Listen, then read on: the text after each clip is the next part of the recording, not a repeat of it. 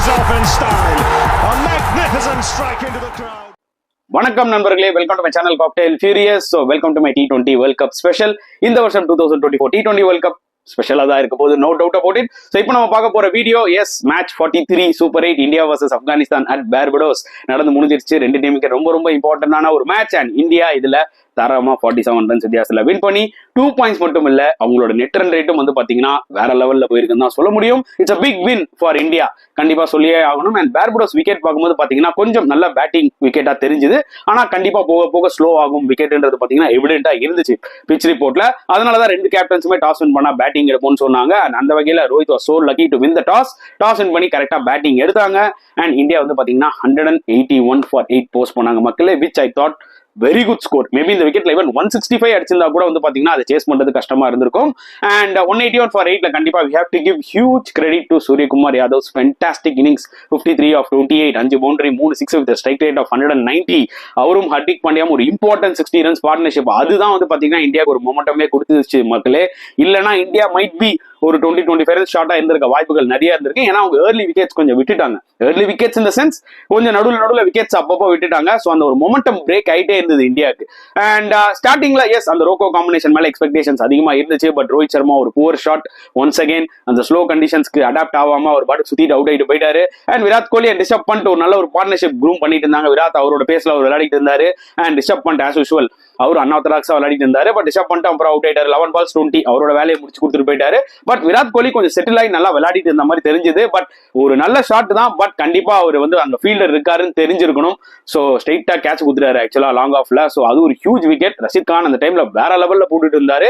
So India வேற under என்ன சொல்றது ஒரு ட்ரிக்கியான சிச்சுவேஷன்ல இருந்தாங்க. சிவம் துபே வந்து ஒரு 6 ஒன்று விட்டாரு 100 அமௌண்ட். ஓகே ரைட்ரா, இது சிவம் துபே கேம்டா அப்படின்னு நினைச்சோம். பார்த்தா ரஷீத் கான் பால்ல எப்படி பிளே ஆயிட்டாரு. அதுக்கு தாங்க சொல்லுவோம், என்னதான் நீங்க வந்து ஃபுட் ஒர்க் இல்லாம சுத்தினாலும் நல்ல போலர்ஸ் நீங்க ஃபுட் ஒர்க் இல்லைன்னா கண்டிப்பா சூப்பரா போட்டு உங்களை விக்கெட் எடுத்துருவாங்க. அதுதான் ரஷீத் கான் பண்ணாரு. அவருக்கு நல்லா தெரியும் சிவம் துபே வந்து காலை முன்னாடி போட்டு விளையாட போறது இல்ல. அதனால குயிக்கா ஒரு ஸ்பின் அவர் ஆஸ் யூஷுவல் போடுவார் பாத்தீங்களா, மிடில் ஸ்டம்ப்ல இருந்து லைட்டா அப்படி டர்ன் ஆகும். ஸோ அதனால எல்பிடபிள்யூ ஆயிட்டாரு சிவம் துபே. ஸோ அனதர் ஃபெயிலியர்னே கண்டிப்பா நம்ம சொல்லலாம். அண்ட் அந்த டைம்ல இந்தியா ஒரு விக்கெட்டான நிலைமையில இருந்தாங்க. ஒரு பார்ட்னர்ஷிப் தேவைப்படுச்சு. அங்கதாங்க சூரியகுமார் யாதவ் அண்ட் ஹர்திக் பாண்டியா ஒரு சூப்பர் பார்ட்னர்ஷிப் ஸ்டிச் பண்ணாங்க. அண்ட் சூரியகுமார் யாதவ் இன்னிங்ஸ் பத்தி பேசணும்னா, நீங்க நினைக்கிற மாதிரி ஒரு டிபிக்கல் சூரியகுமார் யாதவ் இன்னிங்ஸ் கிடையாது. ஜெனரலா ஃபாஸ்ட் பாலர்ஸ் எப்படி மடக்கி பின்னாடி அடிப்பார்ல, தலைக்கு பின்னாடி கீப்பருக்கு பின்னாடி, அந்த மாதிரி விளையாட முடியல. ஏன்னா இந்த பிச் வந்து ஸ்லோ பிச்.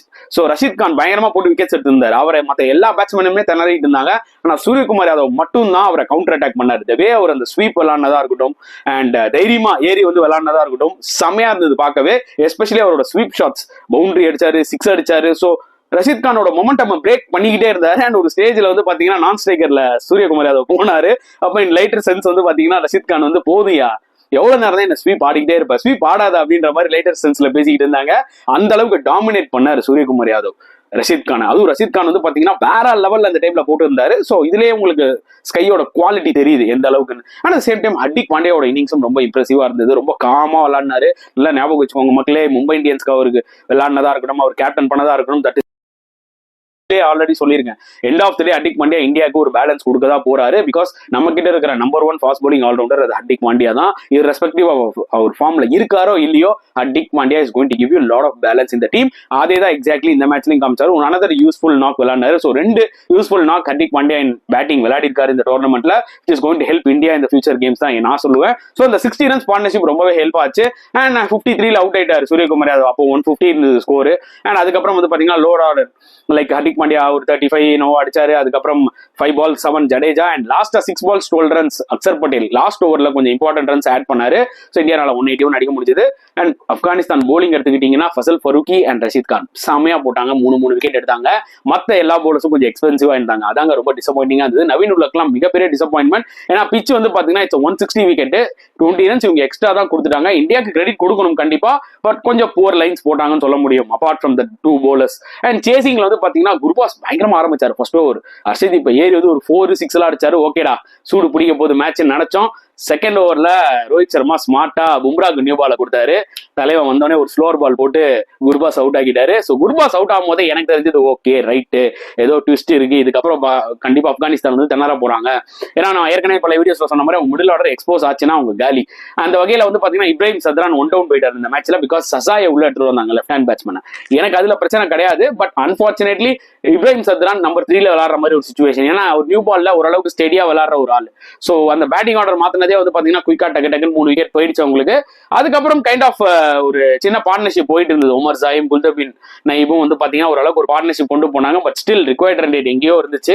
எப்படி பும்ரா சூப்பரா போட்டாரோ அதே மாதிரி ஹர்ஷதீப் சிங் நல்லா போட்டு 3 விக்கெட் எடுத்தாரு. குல்தீப்புக்கு இந்த மேட்ச்ல ஒரு ஆப்பர்ச்சுனிட்டி கிடைச்சது சிராஜுக்கு பதிலா. அவரும் ஒரு நல்ல கம்பேக் கொடுத்து 2 விக்கெட்ஸ் எடுத்தாரு. ஜடேஜாவும் டீசெண்டா போட்டு 1 விக்கெட், அக்சர் பட்டேலும் சூப்பரா போட்டு ஒரு விக்கெட் எடுத்தாரு. ஸோ காம்பினேஷன் ஆஃப் ஆல் எல்லா பவுலர்ஸுமே இந்தியாவுக்கு நல்லா பெர்ஃபார்ம் பண்ணாங்க. பிச்சு போக போக ஸ்லோவா இருக்கிறதுனால வந்து பாத்தீங்கன்னா அந்த கண்டிஷன்ஸ்க்கு ஏற்ற மாதிரி அடாப்ட் பண்ணி சூப்பரா போட்டாங்கன்னு தான் சொல்ல முடியும். அட் த சேம் டைம் இந்தியாவோட ஃபீல்டிங் அண்ட் கேச்சிங்கும் சூப்பரா இருந்தது. ரிஷப் பந்தோட விக்கெட் கீப்பிங் ஸ்கில்ஸை பார்க்கும்போது மேட்ச் டு மேட்ச் ரொம்பவே வந்து பாத்தீங்கன்னா ஒரு பாசிட்டிவ் சைன்ஸ் தான் அதிகமா தருது. அந்த அளவுக்கு சூப்பரா மூவ் ஆறாரு ஃபீல்டுல. So that's a good sign for India. எனவே கமாண்டிங் விக்டரி கண்டிப்பா சொல்லியே ஆகணும். ஆப்கானிஸ்தான் கண்டிப்பா டிசப்பாயிண்ட் ஆயிருப்பாங்க. இனி வர மேட்சஸ்லாம் அவங்களுக்கு டஃப் மேட்சஸ் தான். அது பங்களாதேஷா இருக்கட்டும், ஆஸ்திரேலியாவா இருக்கட்டும், பார்க்கலாம் எந்த அளவுக்கு அவங்க கம்பேக் ஆறாங்கன்னு சொல்லிட்டு. அண்ட் ஓகே, இப்போ நம்ம அவார்ட் செக்ஷனுக்குள்ள போலாம் வாங்க. ஸோ கெத்து பேட்ஸ்மேன் ஆஃப் த மேட்ச் கண்டிப்பா சூரியகுமார் யாதவ். அவரோட 53 ஆஃப் 28, 5 பவுண்டரி 3 6, 190 ஸ்ட்ரைக் ரேட். அந்த இன்னிங்ஸ் மட்டும் இல்லைன்னா இந்தியா இன்னைக்கு கொஞ்சம் ஸ்ட்ரகிள் ஆயிருப்பாங்க. ஏன்னா வந்து பாத்தீங்கன்னா ஒரு T20 கேம்னா எப்படி விளையாடணும், நம்ம வந்து சும்மா டொக்குன்னு வச்சுன்னு இருக்கக்கூடாது, இல்ல சிங்கிள்ஸ் மட்டுமே ஆடிட்டு இருக்கக்கூடாது, கீப் ஆன் அட்டாக்கிங், அப்பதான் போலர்ஸ்க்கு கை வராது அப்படின்றத ஒரு கிளாசிக் எக்ஸாம்பிள் அந்த சூரியகுமார் யாதவோட இன்னிங்ஸ். ஐ திங்க் இந்தியா வந்து இந்த ஒரு ஃபார்முலாவை கண்டினியூ பண்ணணும். நாட் ஓன்லி சூரியகுமார் யாதவ், எப்படி ரிஷப் பண்ணிட்டு அதே மாதிரி விளையாடுறாரோ டாப் ஆர்டர்லயும் வந்து பாத்தீங்கன்னா ஏதாவது ஒரு பிளேயர் கன்சிஸ்டன்டா டமால் டிமில் அடிக்கணும். அப்பதான் வந்து பாத்தீங்கன்னா அந்த ஸ்கோர் வந்து மூவ் ஆயிட்டே இருக்கும். அதுதான் ஸ்கை எக்ஸாக்ட்லி பண்ணாரு. ஸோ கெத் batsman of the award goes to Suryakumar Yadav.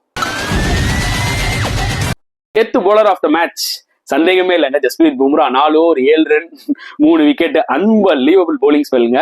Gurbaz விக்கெட்டை எடுத்தாரு பாத்தீங்களா, அது ரொம்ப குரூஷியலா இருந்தது. அதுக்கப்புறமே வந்து ஆப்கானிஸ்தான் ஸ்ட்ரகிள் ஆக போறாங்க நம்மளுக்கு நல்லாவே தெரியும். அண்ட் அவர் கொடுத்த அந்த 4 ரன், அந்த 7 ரன்ல அந்த 4 ரன் வந்து எட்ஜ் ஆகி 4 போகும் ஃபருக்கி. இல்லைன்னா எனக்கு தெரிஞ்சு ஒரு 3 ரன் தான் கொடுத்துருப்பாரு 4 ஓவர்ல. அந்த அளவுக்கு அவரோட ஸ்பெல் இருந்தது மக்களே. ஹோப்ஃபுல்லி பும்ரா இந்த ஃபார்ம் அப்படியே கண்டினியூ பண்ணுவாருன்னு நினைக்கிறேன். And get bowler of the match award goes to Bumrah.